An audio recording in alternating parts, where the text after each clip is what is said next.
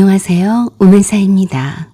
저는 올해 35살 여성이고 현재 화장품 브랜드를 운영하고 있습니다. 매출도 꽤 나고 아버지와 함께 열심히 키워가고 있어요. 제 아버지는 올해 65세이세요. 원래는 국내 굴지의 대기업에서 임원 직전까지 가셨던 분이었습니다. 똑똑하고 성실하고 누구보다 회사를 사랑하셨던 분이셨어요. 어린 시절부터 할머니와 할아버지의 자랑거리였다고 했습니다. 머리도 명석해서 학교에 다닐 때에도 전체 1등을 놓치지 않고 하셨고 명문대에서도 좋은 성적으로 우리나라에서 내놓으라 하는 대기업에 입사를 하셔서 정말 열심히 회사를 위해 몸을 바쳐서 일해오셨다고 했습니다. 하지만 세상 일이란 게 사람의 능력만으로는 안 되는 거라고 하더군요. 일만 열심히 한다고 해서 되는 게 아닌 세상이라고 했습니다. 내가 일을 잘하면 상대적으로 능력에 못 미치는 사람이 상처를 받는 세상이고 그 사람이 능력 있는 사람을 끌어내리지 못한다라는 세상이라고 했습니다. 아버지는 회사 일에만 열중하신 분이셨습니다. 회사 내의 사내 정체는 관심이 없으셨다는데 그게 화근이었다고 했습니다. 능력 있는 분이셨지만 아버지를 질투하고 능력만으로는 성공하기 힘든 사람들이 편법으로 사내 정치를 통해서 아버지를 밀어낸 것이었어요. 억울하게 당한 것이었다고 했습니다. 결국은 아무 잘못도 없이 사내 정치에 휘말려서 떠밀려 나간 아버지가 얼마나 억울하고 심적으로 고통스러웠겠습니까? 그때가 제가 초등학교 5학년 때였습니다. 아버지는 하루아침 일터를 잃고 큰 충격에 방황하셨습니다. 술도 드시고 방 안에 틀어박혀 계시기도 했습니다. 아버지는 그때까지 세상을 나쁘게 보지 않았던 겁니다. 아버지의 능력을 믿고 세상이 알아줄 줄 알았는데 세상은 잘난 사람은 오히려 밀어내고 웃사람한테 아부하고 기분 맞춰주고 같이 놀아주는 사람을 필요로 하더래요. 아버지는 불합리하고 잘못된 것은 아니다라고 말할 줄 아는 분이셨거든요. 왜냐하면 그래야 한다고 믿었기 때문이었고 그래야만 회사에 보탬이 된다고 생각을 했는데 다른 사람들은 감히 자기 자리를 지키는 게 우선이라 그런 말들을 선뜻 하지 않는 게 대부분이죠. 우리 아버지만큼 똑똑한 사람이 주변에 있으면 다행이지만 그렇지 못할 경우가 허다한 게 세상이 아니겠어요. 똑똑한 사람보다 똑똑하지 못한 사람들이 널려있는 세상이라 자칫 잘못하면 똑똑한 사람이 다수의 똑똑하지 못한 사람들에 의해 밀려나는 것은 어찌 보면 당연한 이치가 아닐까요? 아버지는 그 점을 간과했다고 하셨습니다. 대기업이라서 대부분의 사람들이 모두 다 똑똑할 거라고 믿었다고 하시더라고요. 그런데 그게 아니더랍니다. 아버지는 그걸 이해를 못해서 사내 정치에서 실패를 했다고 하셨습니다. 회사 생활에서 인간관계가 얼마나 중요한지를 저에게 깨우쳐 주셨어요. 사람은 나와 똑같은 사람이 없으니까 생각하는 것도 다 다를 것 아니겠어요? 일만 열심히 해서 되는 세상이 아니더래요. 일을 잘하는 것이 중요한데 그 대부분이 인간관계였다고 했어요. 회사 생활에서 인간관계가 얼마나 중요한지를 저에게도 깨우쳐 주셨어요. 사람은 나와 똑같은 사람이 없으니까 생각하는 것도 다 다를 것 아니겠어요? 일만 열심히 해서 되는 세상이 아니더래요. 그래서 제가 오너가 되기로 결심을 했습니다. 똑똑한 오너가 되어서 사내 정치에 흔들리지 않는 우리 아버지와 같은 똑똑한 직원을 부리고 살겠다고 다짐을 했습니다. 이러한 다짐은 제가 훨씬 커서 아빠에게 아빠가 회사에서 쫓겨날 수밖에 없었던 얘기를 들었을 때였어요.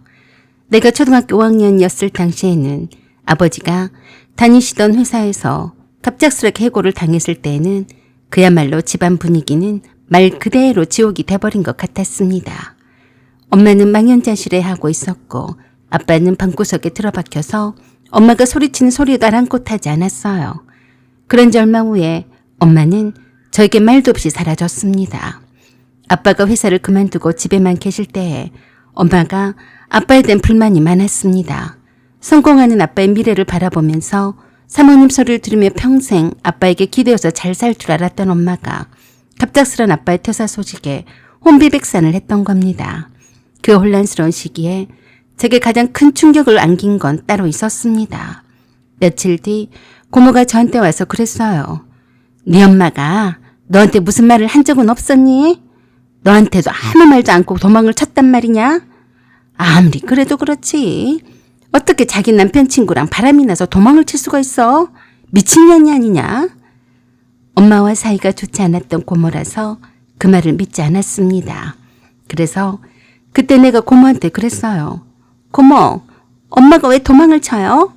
네 엄마가 네 아빠가 대기업에 다니고 성공할 것 같으니까 결혼을 했는데 회사를 그만두니까 아빠 친구 따라서 외국으로 도망을 쳤대. 저는 고모의 그 말을 믿지 않았습니다. 엄마에 대해서도 나쁘게 말하는 고모가 정말 싫었어요. 그래서 제가 고모한테 그랬었죠. 고모, 엄마가 그럴 리가 없어요. 왜 엄마를 그렇게 나쁘게 말해? 고모는 진짜 나빠. 라고 하면서 방에 들어가 엉엉 울었었던 기억이 아직도 선명합니다. 그때 할머니 할아버지랑 엄마의 지인이 찾아와서 엄마에 대해서 안 좋은 말만 했을 때 너무도 서러워서 밥도 안 먹고 학교도 가기 싫다며 방 안에서 웅크리고 있었어요. 그때 아빠가 저를 토닥거리면서 그랬습니다. 내 딸 미안하다. 다 아빠 때문이야. 아빠가 네 옆에 있을게. 학교에 가기 싫으면 안 가도 좋아. 아빠가 엄마한테 잘못해서 그런 거야. 미안해.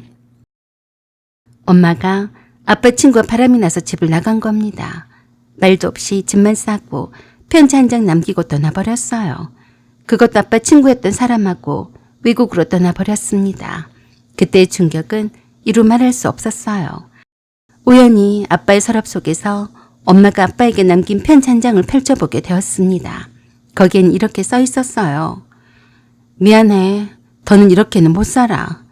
내가 이렇게 살려고 당신과 결혼한 건 아니야. 편지에 그렇게 써 있었죠. 12살이던 저는 그 말의 뜻을 몰랐지만 그게 엄마의 마지막 말이었습니다. 딸인 나에 대한 언급은 한 줄도 없었어요. 그때 전 엄마에 대한 비정함을 느꼈습니다. 엄마가 자기밖에 모르는 인간이란 사실도요. 그 후로 엄마는 연락 한 통이 없었습니다. 어떻게 그럴 수가 있나요? 그동안 나는 엄마한테 어떤 존재였을까요? 제가 그때가 초등학교 5학년 때라서 웬만한 건 알 만큼 알고 말하면 이해를 할 나이였어요. 그런데도 엄마는 그 머나먼 길을 내게서 떠나가는데도 내게 가면 간다는 말 한마디도 없이 떠났습니다. 최소한 그렇지만 않았어도 제 마음의 문이 그렇게 굳게 닫히지는 않았을 겁니다. 그 어떤 이별의 말도 없이 떠나갔습니다. 그렇게 황망히 떠날 만큼 아빠 친구란 남자가 좋았을까요? 저희 집은 그냥 그렇게 부서졌어요. 아버지도 저만큼 큰 충격을 받으셨습니다. 사내 정지에 말려서 쫓겨난 아빠의 상처를 보듬어주고 끌어안아주고 위로를 해줘야 할 엄마가 가장 힘든 그때에 아빠를 배신하고 아빠의 친구 따라 외국으로 도망을 치다니 그게 말이 되는 일입니까? 그때부터 아빠는 모든 것을 잊기 위해서 미친 듯이 낮에는 막노동, 밤에는 편의점 아르바이트까지 하셨습니다. 잡생각을 하지 않으려면 머리 쓰는 일 말고도 몸을 쓰는 일을 하고 싶으시다고 하시더군요. 저는 그런 아빠가 너무 안쓰러워 빨리 자립해서 돈을 벌겠다고 마음먹었어요. 그렇게 미친 듯이 공부하고 대학도 장학금으로 다니고 졸업하자마자 화장품 온라인 창업을 시작했습니다. 자체 브랜드를 만들어 SNS에 홍보하고 유튜브, 틱톡 전부 다 해봤어요. 그리고 드디어 대박이 났습니다. 첫 해 매출에 10억을 넘었고 브랜드가 알려지면서 투자 제의까지 받게 됐죠. 매출은 두 자릿수 억대로 뛰었고 저희 브랜드는 입소문을 타며 안정권에 접어들었죠. 그렇게 되기까지 아빠의 도움이 무척 컸습니다.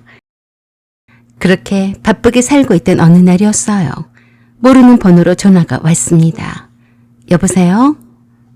딸, 우리 딸 맞지? 그 목소리, 기억에서 지우고 싶었던 그 사람이었어요. 바로 엄마인 것을 알겠더라고요. 엄마야, 미안하다. 엄마가 얼마나 보고 싶었는지 알아? 그러더니 대뜸 이러는 겁니다. 지금 너무 힘들다. 엄마 좀 도와줘. 네가 요즘 화장품 사업으로 잘 나간다고 들었다. 돈이 좀 필요한데 네 아빠 모르게 도와줄 수 있겠니? 오죽 급하면 염치없이 너한테 연락해서 내가 이런 말을 하겠니? 저는 어이가 없어서 할 말이 없더군요.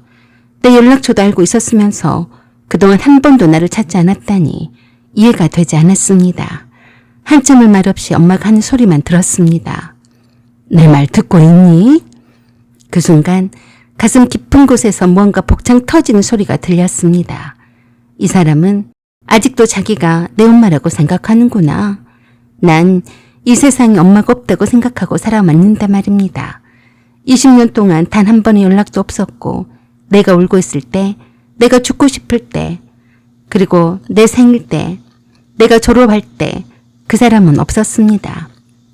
그런데 지금 와서 엄마니까 도와줘? 너무 뻔뻔하지 않나요? 엄마는 20여 년 만에 딸에게 전화통화를 했으면서 딸이 안부나 어떻게 살았냐고 묻지도 않았습니다. 오로지 자신의 처지와 어려운 상황이 돼서만 너저분하게 늘어놓으면서 내게 동양을 구하듯이 적선을 바라고 있었어요. 마치 너는 잘 살고 있으니까 내가 네 걱정까지는 할 필요가 없고 엄마인 내가 힘든 상황이니까 네가 딸로서 엄마를 도와라는 식이었습니다. 사채빚이 어쩌고 저쩌고 그런 말 따위는 하나도 내 귀에 들려오지 않았어요. 그래서 제가 한마디만 했습니다. 전화 잘못 거셨네요. 저한테는 엄마가 없습니다. 다시는 제게 전화하지 마세요. 라고 하고 끊어버렸습니다. 그랬더니 다시 전화가 오더라고요. 받지 않았습니다. 아무리 그래도 아빠 친구랑 도망갈 생각에 딸도 남편도 다 버렸으면서 돈이 아쉬우니까 딸한테 구걸을 해야 되겠습니까? 자기가 아쉽게 되니까 딸도 눈에 보였나 싶더군요. 지금 제 옆에는 그 누구보다도 날 지켜준 아버지가 계십니다. 인생을 걸고 저를 키워주신 아버지가요.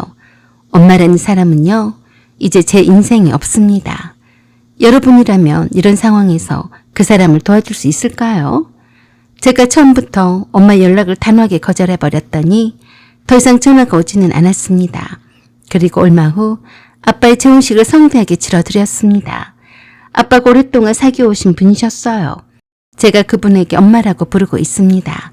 아빠가 재혼하신 엄마와 늘 건강하고 행복하게 오래오래 잘 사셨으면 좋겠습니다. 사연은 여기까지입니다. 구독과 좋아요, 알림 설정 부탁드려요. 감사합니다.